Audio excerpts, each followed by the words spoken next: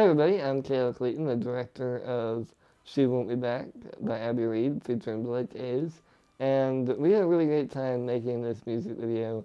I certainly learned a ton. This was my first music video production.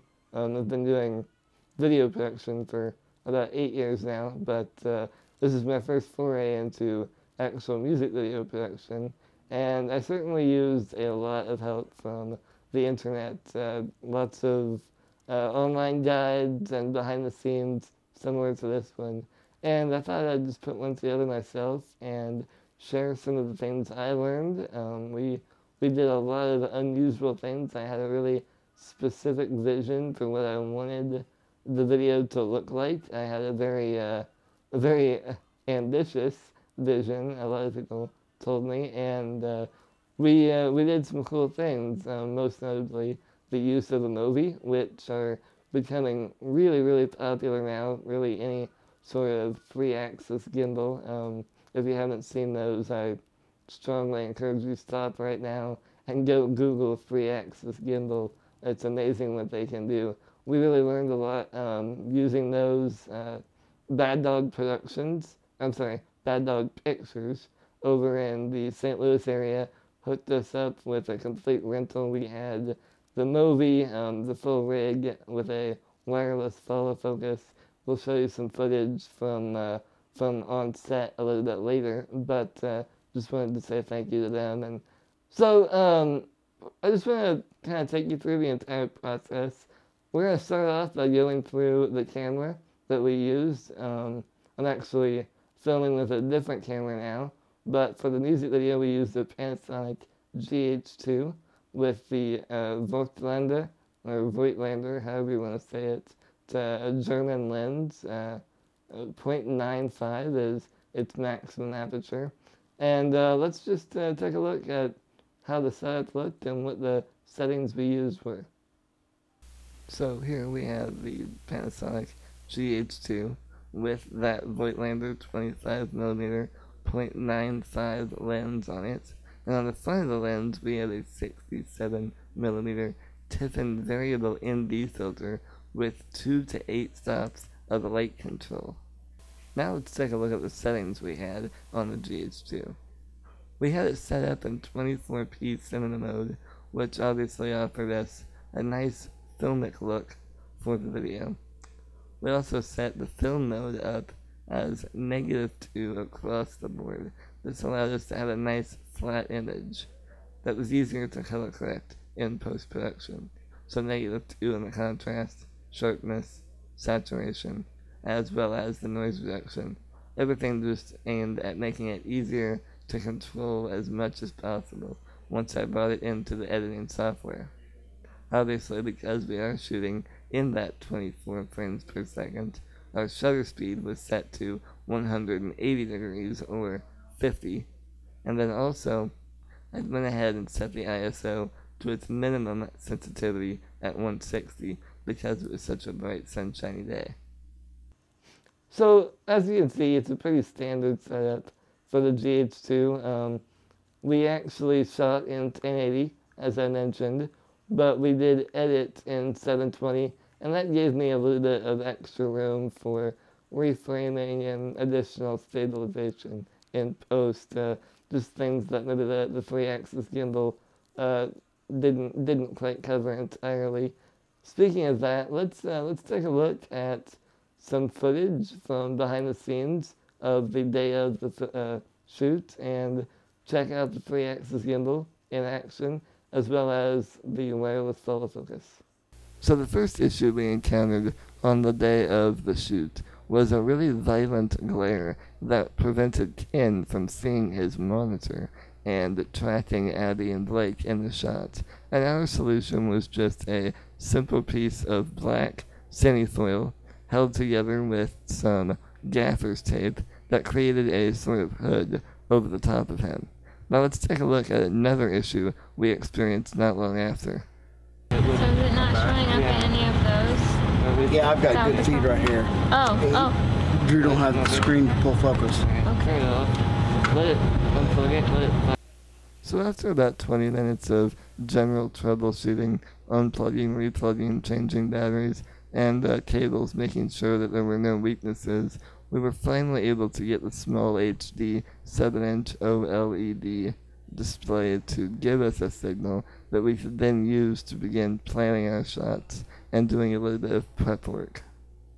So while I sent Ken and Drew to begin planning their choreography to make sure they were staying safe and still able to get the shot, I worked with the girls to figure out exactly where we were going to be putting all of the extras and how we were going to be timing their movements to make sure that we got the best coverage possible.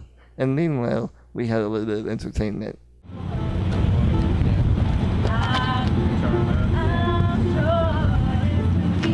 Not the BP7, Once everyone knew where they were supposed to be, and after a few last-minute conversations to clarify everything, there was only a couple of things left to handle.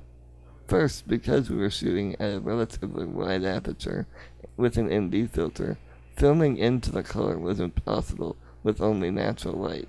So after a little bit of experimenting, we decided to use the 300 LED ring light to help light our performer's face.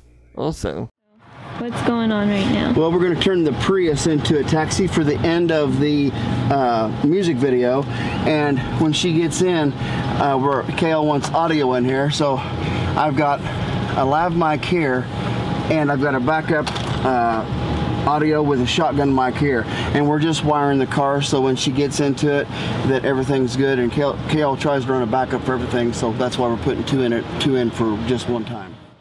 Now that we have everything set up, let's take a look at how we actually did each take. Really, it was as simple as having Ken in the front, on the camera, managing framing. Brandon was directly behind him, watching out and making sure nothing was in the way. After all, Ken can't see anything other than what is directly in front of him. And then Drew was right behind Brandon, also being looked out for by Brandon to make sure that he wasn't tripping over anything, managing the wireless follow focus. Really, it all came down to how Drew and Ken were able to interact without actually saying anything, because we had a van right beside the performers playing the song over a loudspeaker, so they knew where they were at in the song, which helped me out being able to sync it up in post without having to do a lot of trimming or speeding up or slowing down. After each take, I was able to review the footage on a laptop to see what alterations or changes needed to be made. It also gave us a little bit of an opportunity to have some fun. We're on the wrong side. Turn the mic around. Turn the mic around. Yeah. It looks convincing. Hello. I was just informed that you're the bomb. Oh. Don't worry. Okay, so as you can see, the Movi is an amazing piece of equipment, and we certainly had a blast working with it. I can't wait to work with another 3-axis gimbal in the future. I'm looking for any opportunity to work with one, to be perfectly honest. But right now, let's move into the post-production aspect of the project. And I want to start off, I'll get into what kind of machine I'm using and my tech specs and whatnot in just a moment. But I'd like to begin with how I actually do my edits. What kind of technology allows me to physically do the process of editing. So let me show you.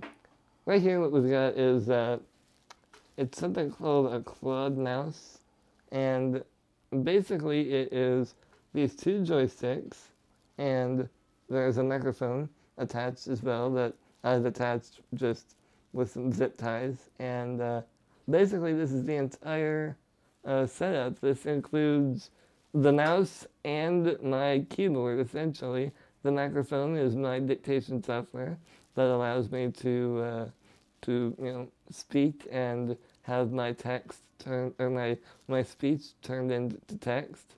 And then the mouse, there are the two joysticks. The one on the right, this one right here, as you can see, is moving the cursor. And then the one on the left actually is for clicking.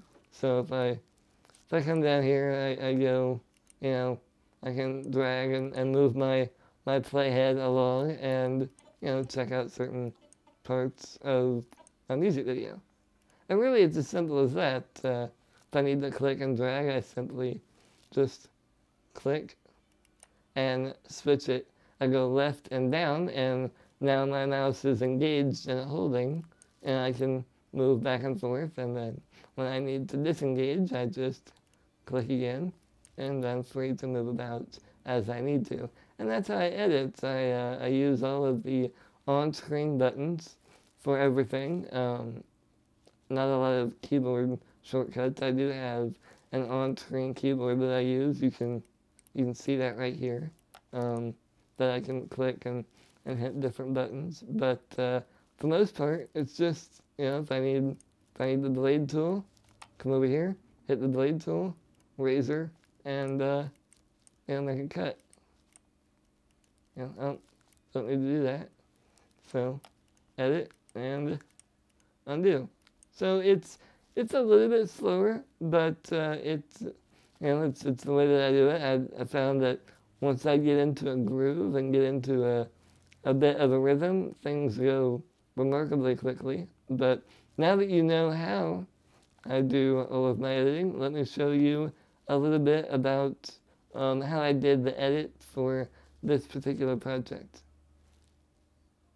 Okay, so here we are in a screen recording software, and this part of the behind the scenes can go on for a while. So I'm just going to be very, very general right now. If there's something in particular that you'd like to know more about, hit me up in the comments below, and I'll do my best to answer any questions that I didn't get to in this part. So right now you can see I'm working on a mid-2010 Mac Pro. I'm running Mavericks still, and not the latest version, which is Yosemite. Something to notice is my graphics card, which is a GTX 570, so not exactly top of the line, but it definitely helps, especially with some of those CUDA renders, which I will get into After Effects in just a moment. But my storage, we've got a solid state drive here that houses all of my system files. My boot files, and all of my applications, obviously. And then my system files are actually on this 2 terabyte hard drive right here, and that houses all of my libraries and things like that. And then my 3 terabyte hard drive houses all of the projects that I'm currently working on, all the raw footage and project files. And then I also have 2 4 terabyte hard drives that I use as redundancies and backups for projects as I'm working on them. And then also long-term storage. Whenever I'm finished with something, I'll put that on there as a long-term storage solution. But let's get into the editing software. So we are in Premiere Pro. It's Adobe CC. So it's the latest version of the Adobe product line. I'm not really sure what release we're on right now. They do update pretty regularly. But what we're looking at here is an ungraded, unaltered shot that came right out of the camera. And you'll notice that it's pretty flat. Let me go ahead and bring this up. If I go up here, you can see. We're looking at a really flat, smoothed out image, which is great for what I was looking to do. So let's go ahead and just start turning the layers back on and see what we can see what we started doing. So this is just a basic sharpen and a denoiser, which is a third-party plugin from I believe Red Giant is who that's from. And if we go over here, I'll bring that up for you. If I can find, here we go. Red Giant denoiser. And all I did was I started just basically playing around and seeing what I liked and what I didn't like, just to get that first layer of crisping it up a little bit. There were just a couple little things that weren't as sharp as I wanted them to be, so that sharpen effect really helped. Let's just go with the liner, and the first layer of color correction that we have, and I'm just working on the long take right now, is basic brightness and contrast, just to brighten it up just a little bit, and then obviously the contrast, because the image was so flat, needing to deepen those blacks and then bring those whites up a little bit. But you'll notice that because we were in shadow and sun, depending on what area of the block we were in, I needed to set some keyframes. So basically, these numbers, 5 and 18, are not static. They are moving as the shot changes. And let's go ahead and turn on our last layer for this particular part. We'll bring it up, and here you can start to see it starting to look like the shot from the music video. The brightness, contrast, all of these are Newman Films presets. I'll put a link to those in the description below, but you can see that all of these are presets, but they're ones that I've altered and mixed and matched. Nothing is actually just drag and drop, because there was quite a bit of differences in some of these shots in this shot as we went from shade to sun, but I won't really go through all that because basically it's just a bunch of experimentation. And then the last thing that we added was a piece of transparent video for a vignette, and that's obviously just to help draw the eye toward the center of the screen, keeping the audience focused where I want them, and also just kind of helping to get rid of some of that sky in the background, which was very, very bright. So that's the long shot. Let's really quickly go back to the beginning and take a look at some of these intro shots. And none of this is rendered, so it might take just a moment for it to actually load up the frame that we're looking at. And I will go ahead and shut off all these layers again.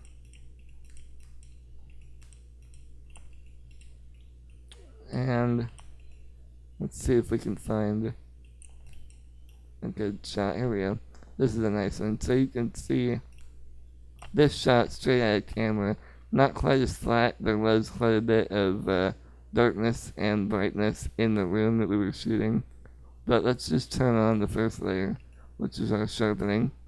And that's the same effect as before. The sharpness at 11, and then the denoiser as well. And here we've got multiple little clips of essentially the same effect, brightness and contrast, with different settings. And the reason I did it this way instead of doing keyframes over time was because obviously these are all separate shots with cuts, so I decided just to do a series of adjustment layer clips as opposed to one big long clip with keyframes on them. But that's just essentially brightness and contrast, altering it until I liked the way it looked and it matched the shot before and after. So here we are getting into the actual color grade, and there are 2 layers of color grade on the opening sequence. The first is a lumetri, overall desaturation, which that one is literally just drag and drop, no adjustments because there aren't any adjustments to be made. And then the second layer is lumetri's cold midtones, and these two together really just help desaturate and cool down the image to give it that dark, kind of depressing feel. And then obviously we have our vignette as well to help draw the audience toward the center of the screen. Now let's go ahead and open up After Effects. And there's one shot in particular that I think some people will be interested in, which is the shot at the end of the car pulling up. And the reason that might be interesting to some people is because originally that car was red. We didn't have access to a taxi to be available to us all day, so what we ended up doing was taking this red Toyota Prius, and in post-production I thought I can just change the color this red to yellow. Well, unfortunately yellow didn't end up working out very well. It just it didn't look quite right, so I decided on a nice neon green instead. And the original plan was to put on the side of the door, somewhere in this area, some sort of graphic or text alluding to the fact, hey, this is a taxi, so Acme taxi service or whatever. However, I did not shoot smart. I did not shoot it in a way that made sense to do that in post-production. What I should have done is placed a couple of pieces of dark tape on the door, or even several pieces along the side of the car that I could have then easily recovered back up with a little bit of masking and moving around, but that way I would have something to motion track. Well, as it is, excuse me, I don't have anything to motion track, so I'm not able to place in there like I wanted to a bit of graphic or text stating this is in fact a taxi. But the interesting part that some people might be interested to see is the number of masks that I was using as we go through here in order to isolate only the car and ignore everything else. We've got two layers, one for everything else in the shot, i.e. the background and the characters and whatnot, and another for the actual car, which is isolated using 15 different masks. And this was just the easiest solution I found. Instead of rotoscoping and allowing After Effects to do that intelligently, I wanted to go through and make sure that we weren't going to have any issues with little bits of red showing up anywhere at all. So what I did was I started off frame by frame, and as we moved along I was able to actually do it approximately every third frame or so with keyframes and movement on those masks. But really this is nothing fancier than just about 80 hours of menial repetitive rotoscoping using the masking tool and going forward frame by frame. But it was about 80 hours for, let's see, it was 390 frames. In the end, it ended up being about 385 of actual masking, but it's as simple as that. So that, turned in to this shot here at the end, which once we get the color correction and the vignette and the sharpening and all that, it really just, it comes together, and you can't tell at all that they were, two different shots and cut together as the same thing. But that's about it. Thank you very much for watching. If there's something I didn't cover that you'd like to know about, don't be afraid to say something in the comments below. Otherwise, thanks for watching.